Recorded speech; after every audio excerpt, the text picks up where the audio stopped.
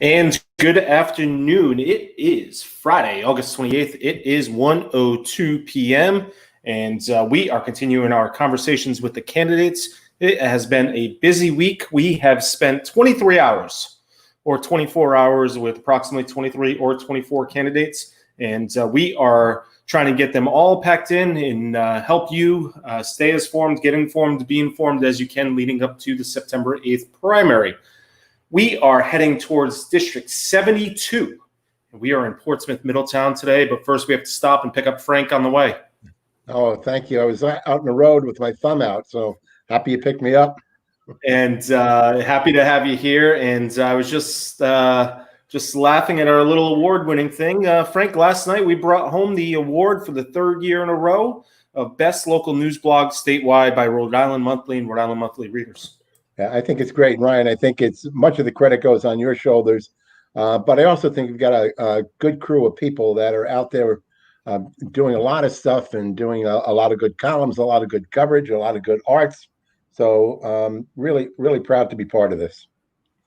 And proud to have you. And I think this is a great service that we're doing here. And without further ado, because we have another busy day and it's Friday and we want to get to 5 o'clock. So we will get talking and joining us today. She has represented cocktails at 5. Was that? Sure. Sure. Why not start now? District 72 again is Portsmouth and Middletown, and Terri Cortvriend has represented that district since November of 2018. And Terri joins us today. Hi, Terri. Hi. Thank you for having me. Good afternoon. Well, good afternoon. And what I want to do is I try to be a little educational here, besides just bringing you on, and remind people, in case they do not know, of where District 72 is. And Terri, if this is wrong, please let me know. It's not easy to find a district map, believe it or not. But Middletown, Portsmouth, a portion of each is Terri's district, and looks like it's approximately 13,000 people. Yes, that looks right. I know it changed and the Newport section got cut out some years ago, but I think you have it right. Yeah, so if you live somewhere around there, Terri's your representative. Terri is looking for your vote once again on September 8th or beforehand, as we have to keep saying, because I believe Board of Elections is putting out an update just about every day, and it looks like there's 500 to 1,000 people voting early per day right now. So many people have already gone to their city and town hall. All city and town halls across the state are open 8:30 to 4, 8 to 4 for early voting. And of course, many people are doing mail ballots. So Terri is a Democratic candidate, and she is looking for your vote so she can move on from the primary to the general election on November 3rd. And did I get all that right, Terri? Let's start there. So far, so good. All right. Now, have you met every single constituent? No, I'm only kidding. I've tried. I have tried. I'm sure you have. We're going to talk about a way that Terri does try to connect with constituents in a little bit. But let's first find out about Terri and a little bit about your background, what you do in real life when you're not answering all the phone calls and emails and all of that fun stuff. I'm a small business owner. I own a business that's also located in Portsmouth. I'm in the marine trades. I own a business called Ocean Link that's been in business for 30 years. And I served 10 years on the school committee prior to running for state office. And I also served 6 years on our water and fire district. And I've been involved in the tank farm discussions in Portsmouth, and that about wraps it up, I think. I've also been on the chamber board of their board. Terry, I guess, why don't we start with the last question, really, which we usually do. And what are your three top priorities? Let me ask two questions. What are the three things that you did during the last session that you're most proud of, and your three top priorities going into this session? Okay, let's talk about where we are right now, which this obviously has been a different session than probably any other that people can recall. And it's really given me the opportunity to work one-on-one with constituents in a way that I hadn't really anticipated, but helping people resolve unemployment claims, helping small businesses connect to resources. So each one of those, while they're not, major victories, but they are very gratifying to be able to help somebody solve a problem that they've encountered with state government. And those it's been more difficult to interact with state government during the time of COVID, just because of everything is more challenging. So that's what I would say for right now. Last session, I was disappointed that we didn't pass any environmental legislation because I got quite a few emails in support of various bills. And so Rep. Carson and I started the Aquidneck Island Climate Caucus. We spent about 6-8 months talking about what could we do about this, how could we re-engage with our constituents on this issue that is important to them, but maybe not so important up at the State House. And we had several meetings that had very good turnout on the island. And then COVID hit, and that kind of slowed us down quite a bit in that regard too. So I don't know if I've quite answered your question, but I am passionate about the environment. So I do want to continue working on those issues. I want to continue serving on the Small Business Committee because we have a lot of work to do for small businesses. Although in the past, the small business, what gets filtered down to the Small Business Committee is really determined by leadership. And we've really been focusing on regulations around alcoholic beverages for breweries and wineries. And that's been what we've heard the most legislation on in the small business community. So I would hope to see an expanded purpose for that committee. But that's decided by leadership. Are you supportive of the leadership? I did not vote for Speaker Mattiello. I was part of the Reform Caucus. I was proud to take that stand. I thought that the reforms that we were putting forward made sense for my constituents. And we were successful in getting that bill to allow 24 hours for reps to be able to see a bill for 24 hours before they had to vote on it. I think that was really important. And of course, I'd like to see, we had a longer list of reforms. I'd love to keep working on those. And I'm not sure. I want to hear from my constituents before, a lot can happen between now and January, but that's the very first vote you have to take. And right now I don't see changing where I am on that. Terry, we're going to hit on a lot of topics, but I think one of the biggest, and just in case people only watch the first 11 minutes of this video, let's just get down to it. You are in a Democratic primary. What are the biggest differences between you and your opponent? Why should people vote for you? Well, that's a good question. Hold on, Terry. One. Okay. We're counting good questions. that I'm there, and that I have been working really hard on behalf of constituents, and I've put in the time. I've made I've tried to be accessible in every way that I can think, and if constituents want to tell me how I could be more accessible, I'm totally open to listening to that, because that's been a big platform, and that's been a big plank on my campaign, my campaign in 2018. And so I'm there. I have built on the relationships I've established. I've got a lot of legislation that I put in, and I don't see any reason why people should replace me. So I think I'm doing a good job for the district, and I'm not really sure what separates us, because my opponent has told me I'm doing a good job.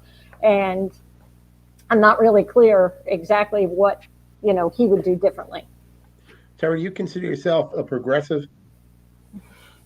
I don't like to put a label on it. I'm probably, progressive on some things, conservative on others. I'm not sure what that means. I'm a Democrat. Okay. Hide from So when I look at the Senate leadership, it seems like in each contest on the Senate side, that progressives are challenging those who hold those offices.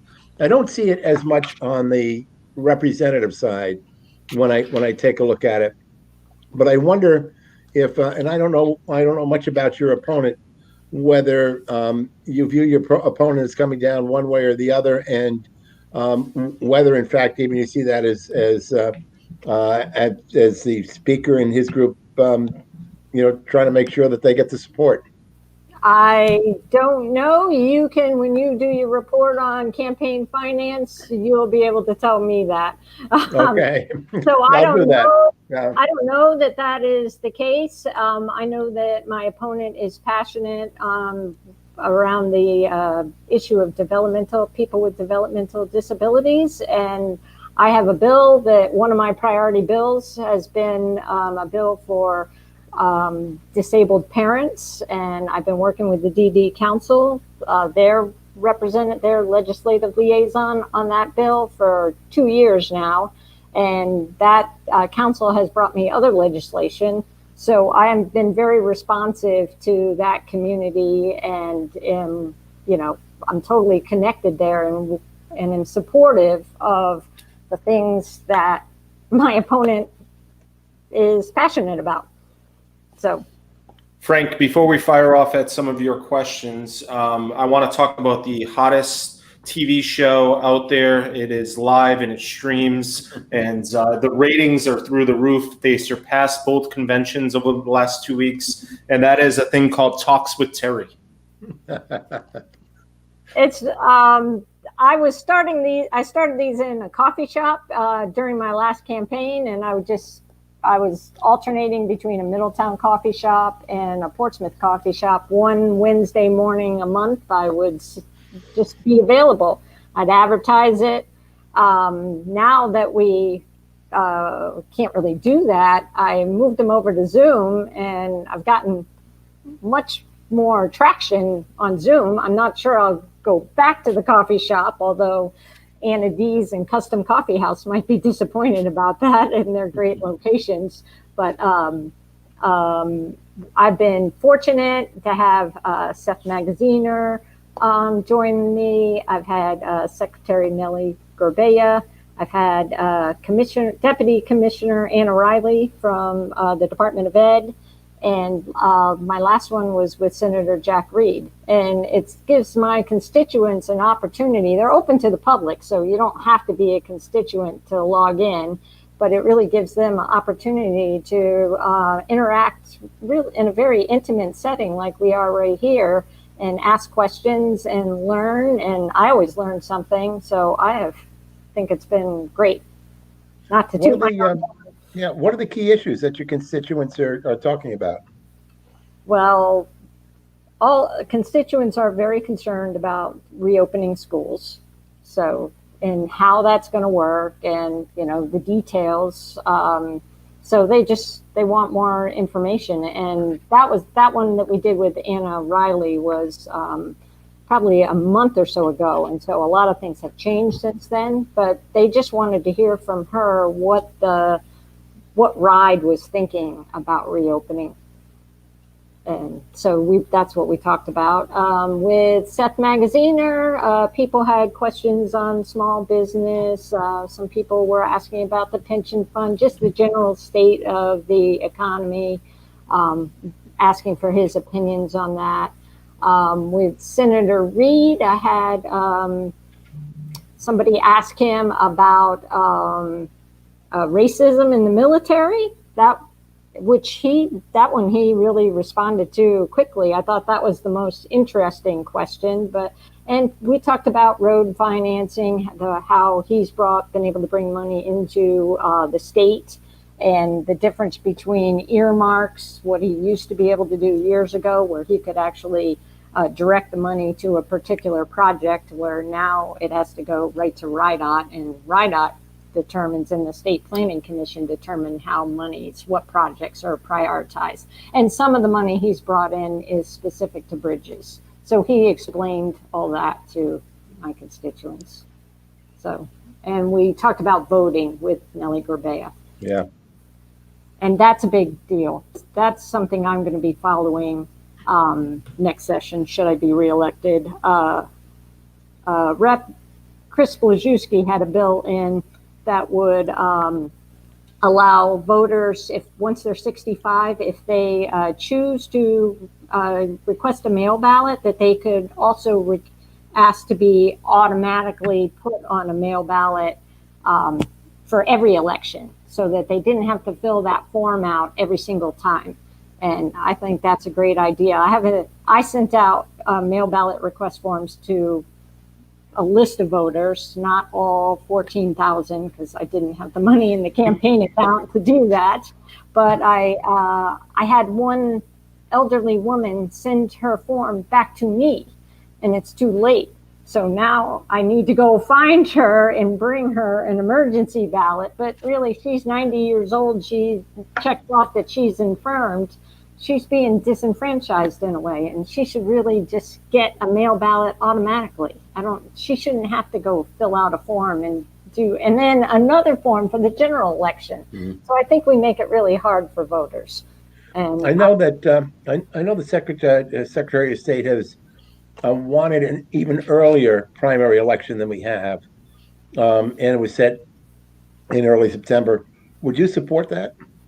I think she wanted it this time because of the holiday, if I understood correctly. I think her argument is really because of military overseas. Sure. Well, and the amount of time that it takes for the ballots to be processed.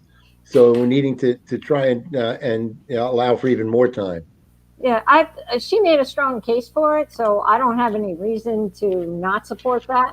I can't come up with a reason not to support it. So and I think she was thinking of backing everything up. If I recall, she was going to make the declarations earlier too, because you start getting this very narrow window of campaign season. Things are flying right now. Yes, they are. Frank, why don't you kick us off somewhere? So I was, we talk about the coronavirus and we talk about everything that's going on. Are you satisfied with how the governor's handling it? Are you at all concerned that the legislature has really not been involved in the process? That didn't really bother me. No, I think the governor's done an excellent job. I think we have stayed informed throughout the process. I understand how the emergency declaration works. So I think the state overall navigated this properly. So I don't have a problem with it. Any concerns about what's going on with the schools or not going on with the schools? Sure, concerns. I'm not going to throw darts at anybody, because I think there's many parents that want to send their kids back to school.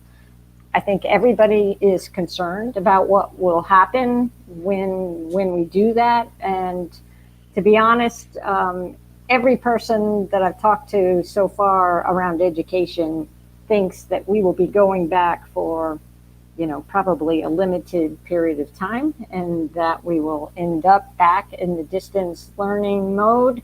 But this would give teachers and students a chance to bond and create some relationships, and understand, teachers to understand who their kids are before that happens. So I can't argue with that. We're in uncharted territory. I don't want to see kids get sick. I don't want to see teachers get sick. But I understand the challenges of parents, especially of younger kids, that were really frustrated in the spring, that they were working from home and having to educate their kids at the same time. So for the younger kids, it was really challenging on those parents, the distance learning piece. I spoke to a superintendent of schools in Westerly this morning, and he made a comment that I thought was pretty telling, that you can very difficult to teach a young child how to read remotely. It's hard enough when you do it in person. But doing it remotely is really, really tough. It's true. So I think it's our schools are gonna, we're in uncharted waters, but I think Portsmouth and Middletown have the capability of being creative, and they will just react to situations as they arise and do what's best for kids. And Rep, you're a small business owner, as you said, and the questions are also going to pop up on the bottom of the screen. I've been forgetting to hit them. So in case you can't follow along here, businesses throughout Rhode Island are suffering during this. What if you finally get back to the State House, if things reopen and you guys can go back in session, what can be done? What would you do? What do you suggest that we do to help the small businesses that are struggling out there? Well, I'm hoping that Congress is going to do something first. If we had more, the $1.25 billion that came in for COVID, I guess some of that could be earmarked. Some has. I think the governor has used some of that to fund that program, the $15,000 grant program that's going on right now. I think more of that money could be opened if we had better insight as to if we were going to be able to use those funds in a broad way. Because right now there's a restriction on using the money to supplant any of the lost revenue. So it can only be used for COVID, those that are affected, which you can make the case that small businesses, especially our hospitality industry, have been affected. But we also, we need to know about how we're going to be able to fund Medicaid and some of the other needs as well. So I kind of understand why the governor has hedged on not putting more money into that, but I'm hoping that she's given more flexibility with the $1.25 billion, or we get some sign that we're going to get more money, and then maybe we can open that up and put more money in that basket to help small businesses. As a small business person, are you hearing from other people out there whose businesses are struggling and are facing potential closure? Less so now. I was, when we were in the shutdown period, then I was getting a lot of calls, but a lot of the businesses in District 72 were able to access PPP funding or the economic injury loans. I know my business took advantage of both those programs. So I'm not getting, to be honest, the calls right now from small businesses now that they've been able to reopen. I think people were very afraid of having to stay shut down for a longer period of time. But so there was concerns at that point, but I'm not hearing those concerns now. The state's facing a pretty substantial structural deficit, only projected to get worse, I think. How do you see the legislature dealing with that? Well, I see, I think there's still great hope that we're going to have action from Congress. I was watching the Senate Finance Committee meeting last night, which was a really long meeting. I think it happened last week. And I was listening to Treasurer Magaziner talk about how he was going to, he wanted to make the money that we took from the rainy day fund to help fund government. He's was just changing how he was going to borrow that money, or how it worked. It's like a line of credit. So I don't really have a total answer to your question right now, but I feel like the treasurer has got us in the right direction as far as liquidity goes. I am hoping that we don't have to address cuts like that, because that would be total. We're already in a recession, and making, furloughing employees, state employees, or making cuts to Medicaid, which is the two big drivers that we have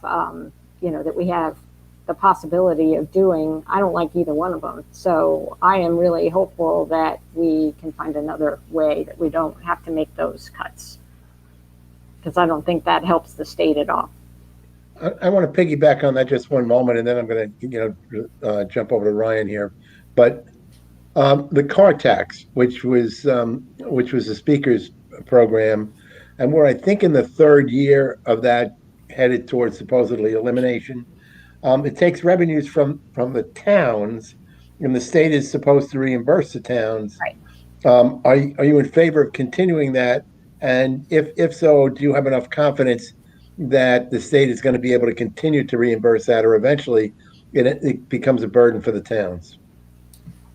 Well, nobody wants to hear their reps say that they are in favor of them paying more taxes. So I know that the House is supportive of these measures, but I don't, when we enacted the car tax, there wasn't a funding stream attached to it. There was no mechanism to replace those funds that are now going out to the cities and towns. So I'm not going to say that I think we should get rid of the car tax, I guess, but I'm concerned about how we're going to be able to fund that. I think you raise a really good point, and it is. Ryan, did you hear that? It is Yeah, you got one. point, yes, and it is a program that benefits the bigger cities more so than the smaller communities. But I haven't had one constituent tell me that we should reverse it. So right now, I'm just going to hold the line and say that I'm supportive of it. Rep, I'm going to bring it back to District 72 before Frank probably brings it back upstate. Portsmouth, Middletown, do they have different needs, opportunities, issues? What are you hearing from constituents? Is it the same across all of District 72, Portsmouth, parts of Middletown? Or does each individual town have different needs and asks and problems that they come to you with? That's a good question. For me, I think one for Ryan. Their needs haven't been too different. But it is kind of interesting navigating, probably when we get to this school unification, which isn't even really a state issue, but that's probably where I see the biggest, potential disagreements amongst constituents. They don't even all agree. So that's not something that I would be voting on as a state rep, whether or not they were going to regionalize Middletown and Newport or all three communities. But that seems to be the most, say, divisive topic right now. I guess I ask because it's just, I think it's fun and informative to hear sometimes what other parts of the state or what other districts, what's happening in their backyard. And, it might be similar or different of what's happening in my backyard. So it's just interesting to see how towns differ and relate. So that is true. It is. I've had to learn more about Middletown because obviously I've been very entrenched in Portsmouth public service. And so I've had to understand more of what the needs are in Middletown. But when we go before the town council and they give us their legislative lists, they're pretty similar to Portsmouth. So I want to stick on schools for a moment because we know there's a vote going on in Newport. We don't know how that's going to go. And if it's turned down, that will probably turn up the conversation on unification again. Mm-hmm. For a while, the state had a moratorium on school construction. Then the money came back in, excuse me, and then the $250 million bond issue was approved. I wonder if there's certainly going to be a sunset to that and to the money available. do you perceive the legislature at some point passing another or approving another bond issue of that magnitude? It hasn't come up for the schools in this round. So I think the treasurer would like to see it. I think we owe it to the kids across the state to make sure all the buildings get brought up to, newer standards, 21st century learning standards. But I don't know what the timing of that would be, especially now. So I think it's possible. It's not beyond the realm of possibility, but it didn't come through this year. And Portsmouth was, if I just can share a little bit about Portsmouth, they were looking at a school project, which they kind of pulled back on. I don't think it's going to be on the November ballot, but they were looking at a middle school. So when this conversation about a high school came up, that's not really where the need is in Portsmouth. And Portsmouth School Committee did entertain discussions with, I attended a meeting of all three school committees, and but Portsmouth, was willing to help Newport with, we take Little Compton students in and at Portsmouth High School, and we would offer that same opportunity, or the school committee, not me now, but the school committee offered that same opportunity to Newport. But Newport wants a school of their own, and so I don't want to be, for sitting in Portsmouth, I don't want to get involved in a decision that's clearly before Newport voters now. So I think we have to let Newport vote. Rep, I know it's passionate to you, and certainly is having an impact on Middletown as well as Portsmouth, and that is the issue of climate change. And perhaps I'll rephrase this a little bit. Maybe what do you think additionally should be doing, or what do you plan on introducing if reelected? And I'll add an additional, if you could tell your voters, your constituents, some of the things they could be doing as well to help you. Sure. Well, they could stay informed on what bills are out there. There's so many pieces of legislation that it's really hard for anybody to keep track of. And then there's things that sometimes a constituent might think you can do, but it's not in the role of a state rep. So navigating all that is complex. So I want to keep my voters informed. So I will be laboring to do that. I had been asked by Clean Water Action to actually take on one of the PFAS bills. I kind of asked to take it. Another rep had it, and he handed it over to me because I had some knowledge of PFAS from my involvement down in Melville in Portsmouth. And so Rep June Speakman and I have kind of become the PFAS ladies in the House, and she has the PFAS bill on setting water quality, have a standard for what we will allow before a water district has to do something, or the state has to do something, and for drinking water and groundwater. So, and then I had the bill on getting PFAS out of food packaging, because that is contaminating our compost waste stream, and it ends up in our garbage and ends up in our water supplies too. So just trying to get PFAS out of our environment as much as possible. And that's not climate change, but I would support the Resilient Roadie project. I think we should continue to fund that. And that Portsmouth has taken advantage. They were one of the first communities to get a grant, and now Middletown and Newport are going through that same process. I think they're having their first community meeting September 15th, and it's like an all-day workshop. If they do like what we did in Portsmouth, that was almost an all-day affair, and brought in stakeholders from all over the community to talk about the potential projects that are needed. And then they drill down onto a couple of things to submit for grant proposals. And I think Portsmouth in the end ended up submitting something for a dam in Melville. that was in need of replacement. I believe that's, and maybe a couple other smaller projects. You had earlier mentioned the Aquidneck Island Climate Caucus, and then if COVID kind of put that on hold.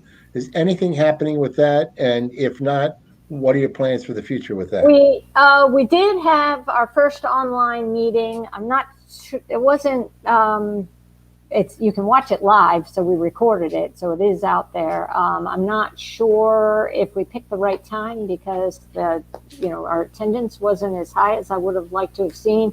It wasn't as high as what we had come out to our first one that we did at the Portsmouth Library when we talked about sea level rise, and we had Grover Frugate from Coastal Resource Management before he retired. He came in and did a wonderful presentation.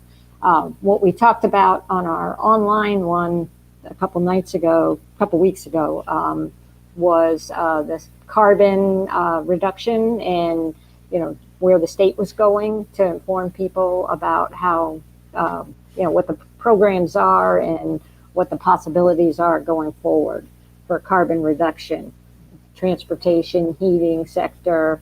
And we had two experts come in we had Kai Salem from the Green Energy Consumers, and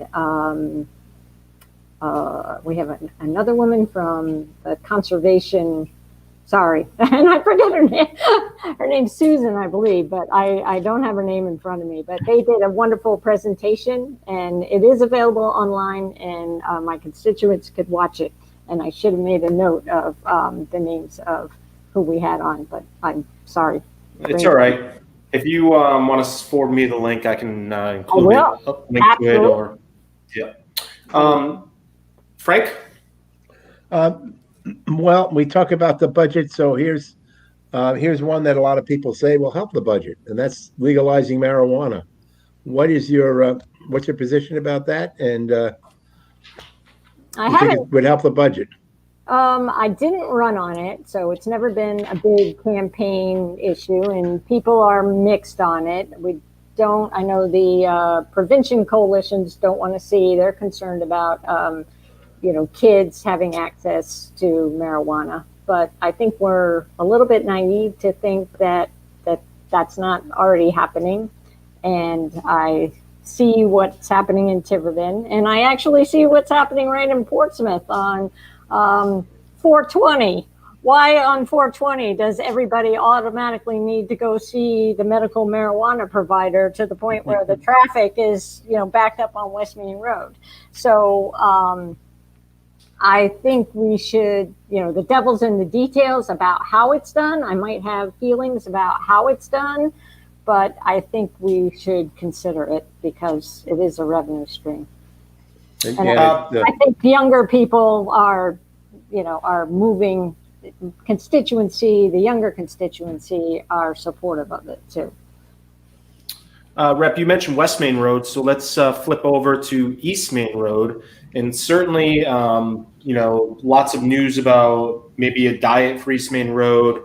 There has been some op-eds that we have, or letters to the editors that we have run regarding East Main Road. East Main Road it's time to shine right now. It's getting all the attention. Can you just touch base on some of the work you've been doing on East Main Road, as well as the safety concerns in East Main Road? Yeah, sure. I mean, the East Main Road's very narrow. It's an older road. There are accidents on East Main Road. It's a lot of our neighborhoods abut it, so it is a concern for sure. It's the way people get to the grocery store. So our school buses travel on East Main Road, and this is where my interest started. One of my fellow school committee members, when I was chair, brought a resolution forward that we should demand a road diet, that we should demand something. And he had said that he went out in, pre-dawn with a tape measure and was measuring the road and then measuring the buses. So we did send a letter to the State Traffic Commission, and we did go up. The school committee, many of us went up and we testified, and The State Traffic Commission agreed that I have a letter, and it basically says you can try a road diet because there is 2 big paving projects scheduled for East Main Road in the coming decade. So they said we could try it, but they also had a caveat that traffic engineers thought that we probably had too much traffic for that to work. So that happens in 2018. And then Councilwoman Daniela Abbott, she brought forward a resolution. I don't remember exactly when that was, but maybe October of 2019, with concerns about East Main Road again. So Senator Semonelli and I requested a safety audit on behalf of the town council. So we met with RIDOT up in Providence. Yeah, don't quote me on the dates. I might have them a little off. But we met with RIDOT pre-COVID. They came down in probably February, maybe very early March. We did a meeting. We went over all the accident analysis, all that data, and then we went out into the field and we went to all the locations that they had concerns about. And they have a draft report with 46 recommendations, and they are in columns of immediate things that we could do now for not too much money, things that could be done at midterm, and things that are long term. But on the road diet specifically, they did a model that you can, whenever the town council meeting gets downloaded, you can be able to see it there. And that model just shows the queuing being pretty intense if we go down to 1 lane. And so they thought we might be able to try it where there's no lights for a small section, but they really just did not. Once they saw the modeling, they really didn't like it. And when you look at it, it's kind of scary and say, maybe that isn't the answer. And so the safety audit team was reluctant to make that recommendation to the town council. So now that report sits at the town council for them to weigh in, and before it's finalized. And then I guess it will be made public, because right now the town council has it. But the safety audit team did publicly put out a PowerPoint presentation, and then they showed that that modeling exercise they did, which is dynamic. So you can look at it and you can watch the cars. So I'm sure the town council will have more to say on this, I would think, at another meeting. And there's maybe some discussion, because whatever we do on East Main Road is going to have an effect on West Main Road. And so if we put a road diet in on East Main Road, if we were to go against the recommendation, if the town decided to try it still in advance of one of these paving projects, then we'd have to be looking at what's happening. What are we doing to West Main Road? Because, there's an interplay there. And I think we can't look at it in a vacuum. We got to take a holistic approach. Excellent. Well, I appreciate that update. I know it's on the top of mind of many, including myself. Yes. I travel that road more often now, and I've seen 4 accidents while driving on that road in the last 30 days. So I understand, and I'm also worried about the road. So it's good to get an update. The folks at Oakland Farms too had a separate request for a traffic light there. They've been asking for that for some time. And prior to being elected, I went to a town meeting with just those folks from Oakland Farms and Senator Semonelli, and they made their request known. And I just want to let you and the viewers know, and voters know, that that light was approved, and now it's projected to go out to bid for construction in 2021. So that should be good news for the people of Oakland Farms.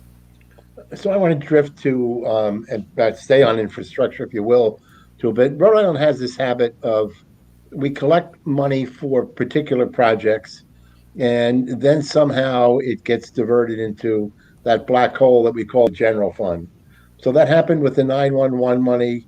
It happened with the tourism money a number of years ago. And it's why we're in the position we're in with infrastructure, and that money that was destined for upkeep of many of our roads and bridges ended up getting diverted. How do we change that? Well, how did that happen? Who voted for that? Before my time. It probably was, and it probably was something that nobody voted for, but it just happened. That as I can go back when Marcel Valois was director of economic development, under which tourism was, and now of course it's now called the Commerce Department. There was a $4 million tourism budget, and they diverted all but $400,000 into the general fund. And then, of course, then of course we had this conversation that came up a couple of years later on how we ought to be funding a state tourism budget when they actually had. So, and you've heard the talk of the 911 money that gets diverted, and we know with the infrastructure that the part of the gasoline tax is supposed to go to maintenance, and I don't know if it is. Well, I heard watching this Senate Finance meeting last night. Actually, I heard Director Alviti was looking for $20 million more because the gas tax. We're all driving more fuel efficient cars, and now nobody's driving, and so that he's got a hole to fill right now.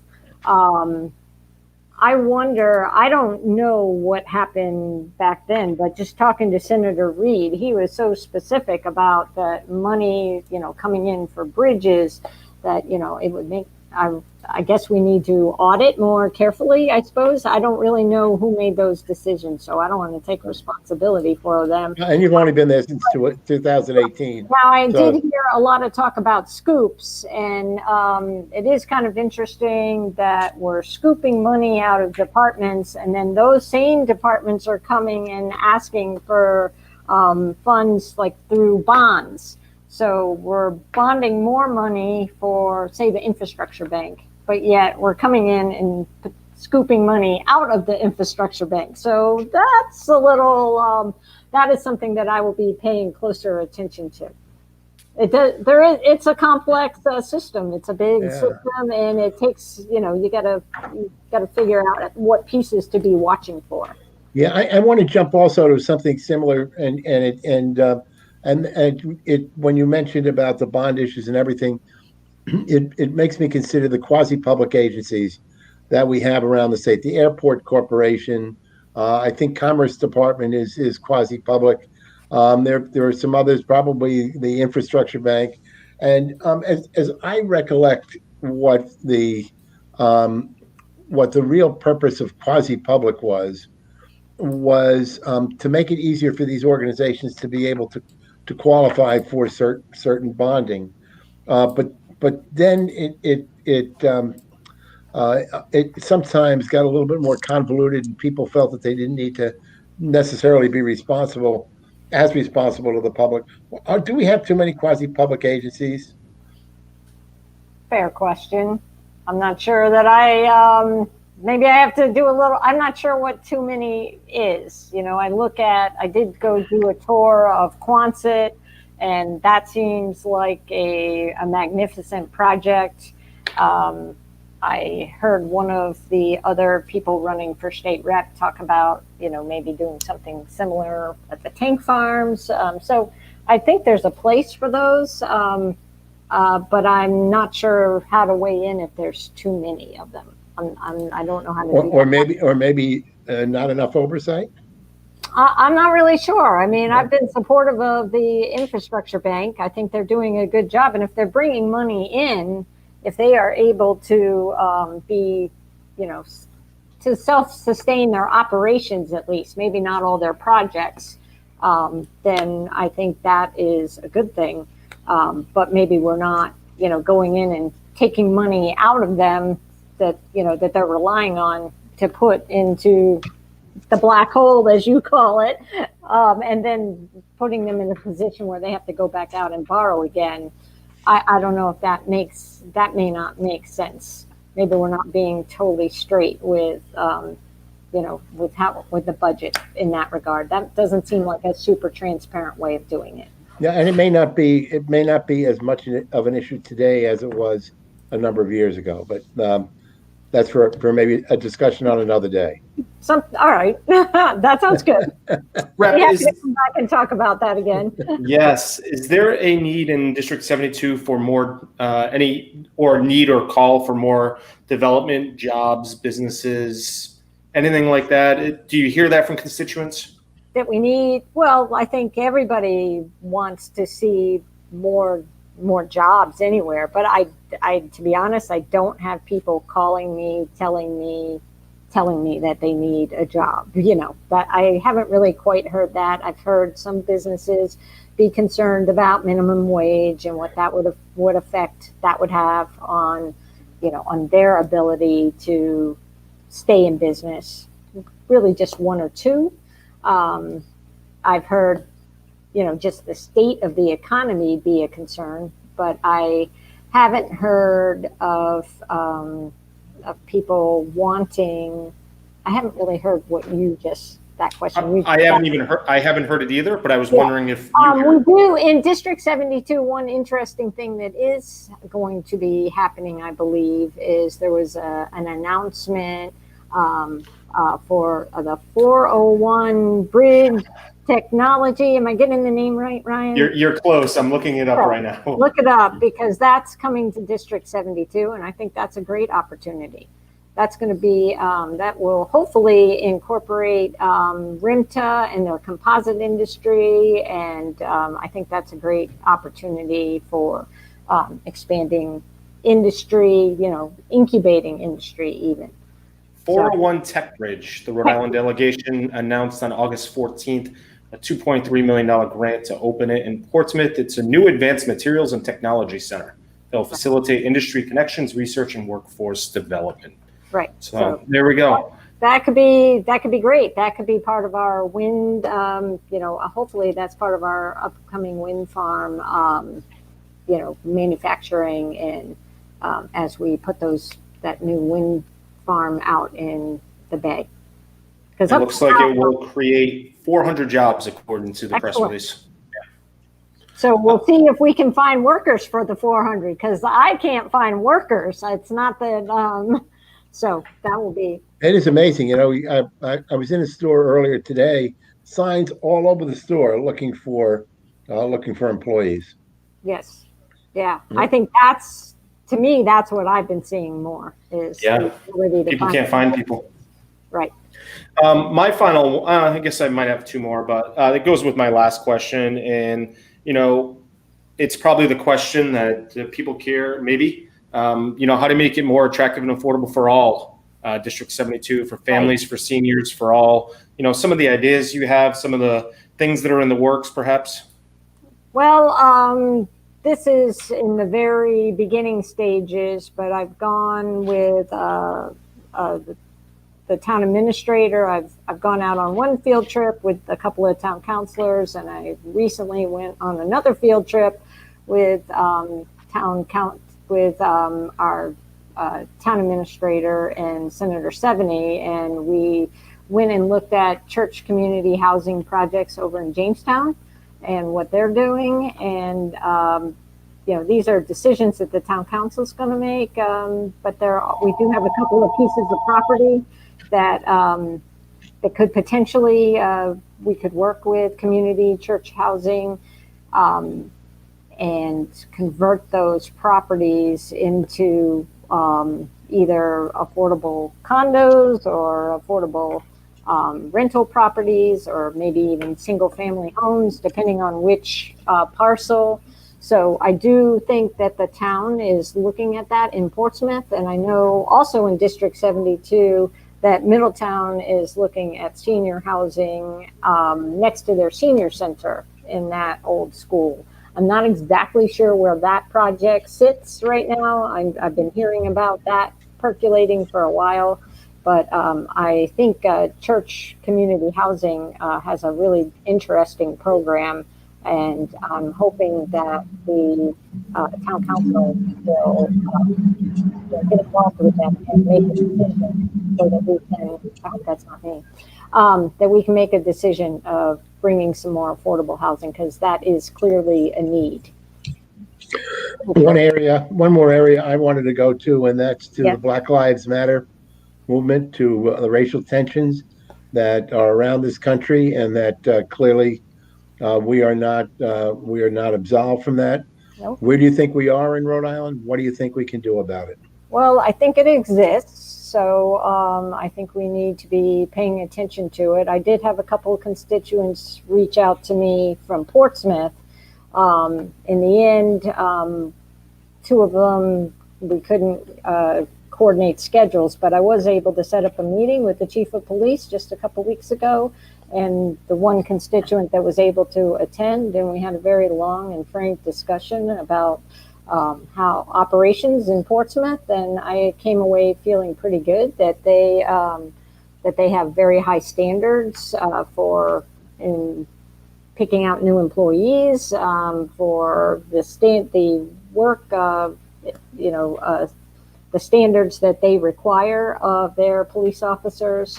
And I felt pretty confident that they, at least in the town of Portsmouth, have been checking all the boxes to prevent an incident like we have seen elsewhere in the country. And actually, the Portsmouth chief of police told me that New England, as a whole, he thought rose to a higher standard of policing than many other parts of the country. Should we be looking at all of the systemic reasons for the divide in housing, in healthcare, in education, making sure that we provide equal opportunity, and how do we do that? Well, COVID has really shown a light on this, and the more densely and more impoverished areas are the areas that have been hardest hit by COVID too. So how could we turn the blind eye to that? The housing bond, I think, could address some of those issues for more affordable housing, like we were just talking about, in other places of the state too, and rehabbing housing too, and then schools, because education is really, in my opinion, education is the key to getting kids out of poverty and giving them opportunities that they wouldn't otherwise have. So getting the schools right is really important. And I don't have the inside knowledge of exactly everything that's going on in Providence, but clearly that's one of the locations that poses a challenge. But they have the most poverty, and they have the most non-English language they have the most English language learners as students.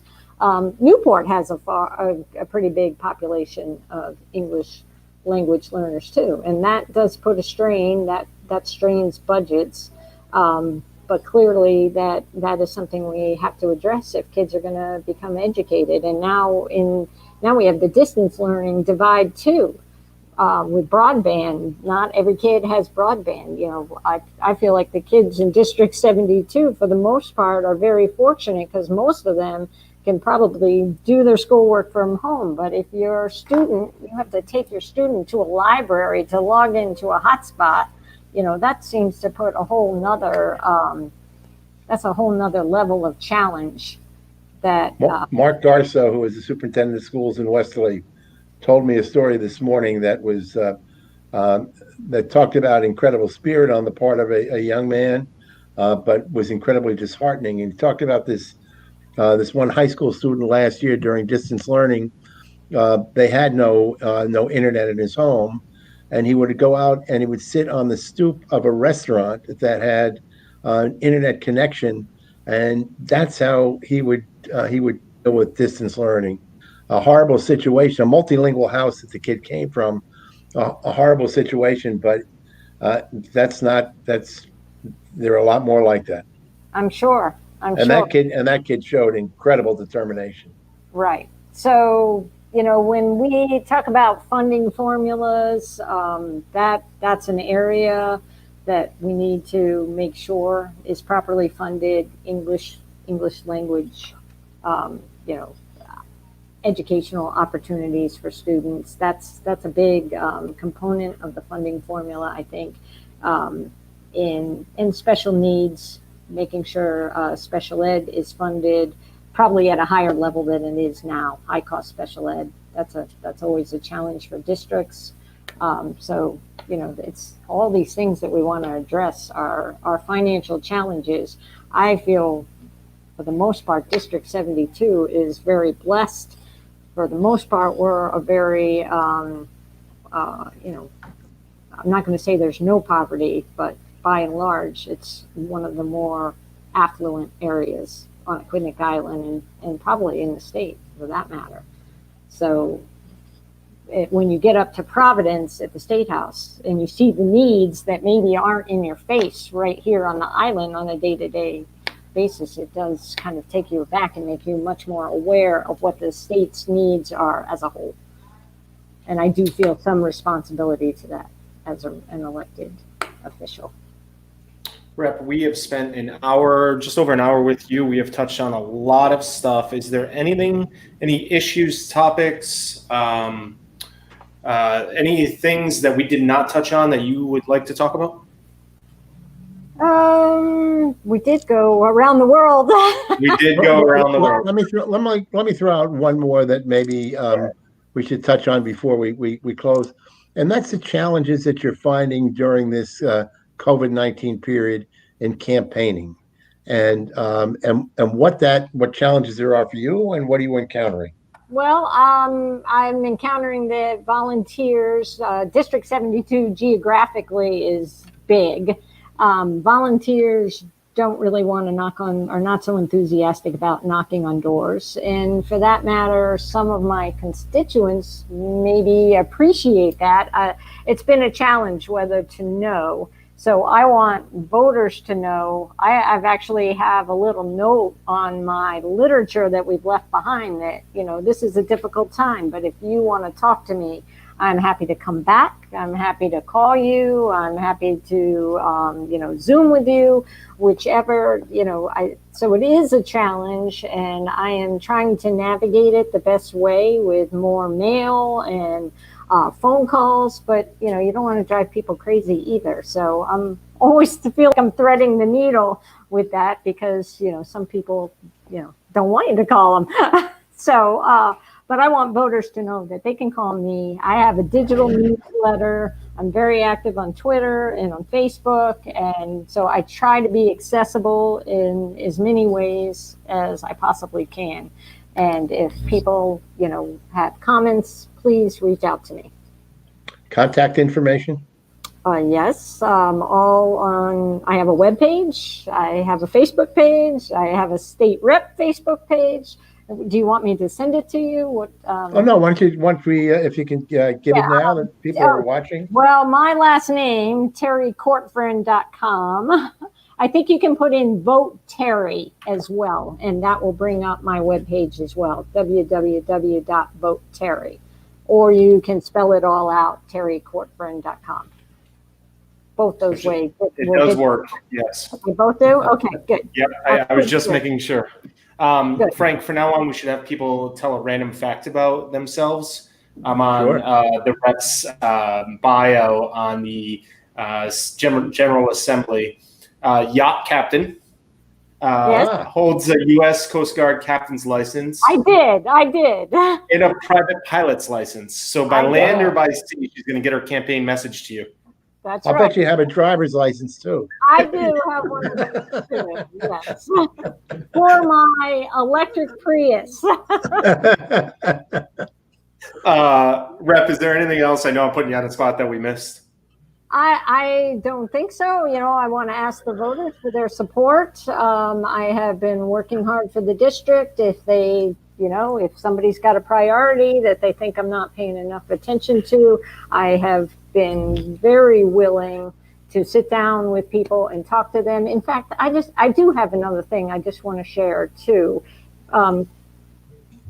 Separate from the talks with Terri, just in this time of COVID, I did reach out and host meetings on Zoom with small businesses, which we talked a lot about today. I had several meetings with small businesses, and then one of those small business Zoom meetings, a constituent asked to have a meeting with nonprofits. And so I hosted a meeting with as many nonprofits as I was aware of on Aquidneck Island that responded. So we had quite a few of them were in attendance. And in that meeting, those nonprofits wanted to speak to the superintendent. So arranged another meeting for the nonprofit sector that had an educational component. And the 3 island superintendents were all responsive and were willing to schedule time, an agreed upon time, and they got online. And so those nonprofits all had this direct access. So I'm trying to use technology and to reach out to constituents and people across the island, really, to connect people to get the answers and questions and then learn things too about what their needs might be at the same time. So I did want to just let you all know that I have done that as well. Excellent. And we're all using technology in any way we can to connect with people. So if you missed any portion of this video or meeting conversation, anybody can go back and rewatch it. Please share it. And please, no matter who you vote for, please remember to vote leading up to September 8th, either before or on September 8th primary. Right. Wherever you are in Rhode Island. Yeah. Right. That's right. Wherever you are in Rhode Island, you have a reason to vote in the primary. Exactly. Well, Rep, we wish you the very best of luck, and we will chat with you soon. By the way, Frank, Terri and I were at the same polo match, and each had duties. Frank, you're a polo fan as well. So we'll all have to say hello at the next polo match. Sounds great. It's a great business, District 72. Yes. All right, Terri. Well, best of luck. Thank you. Your weekend. All right, there, Frank. And we are done there. An hour and 9 minutes. Another conversation down. Yeah, I want to just note that I asked Terri about the quasi-public stuff, which probably is not on the front burner. I go back there a number of years ago. It became a major issue, and there was a rep from South County who had suggested that that the state take a look at the status of the quasi-publics.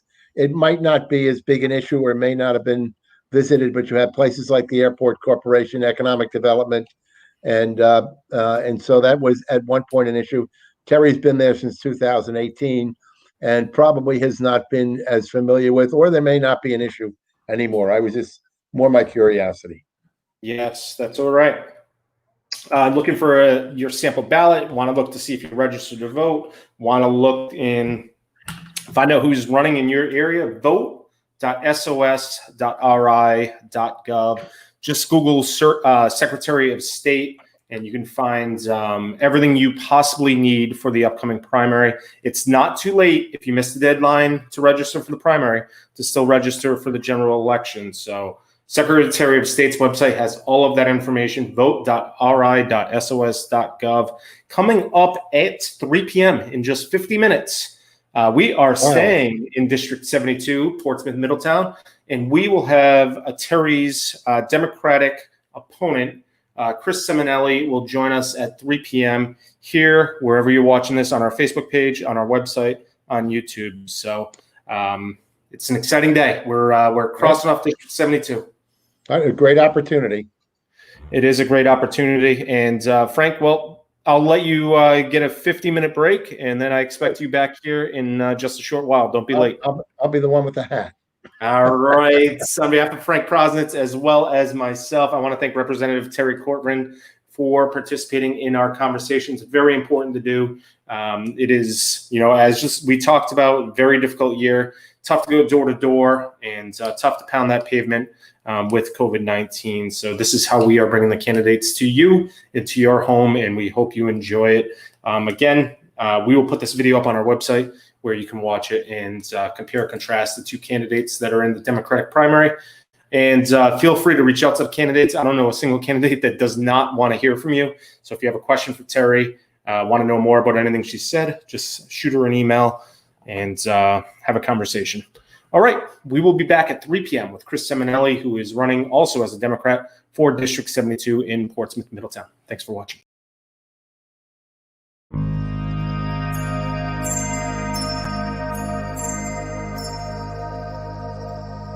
Thank you.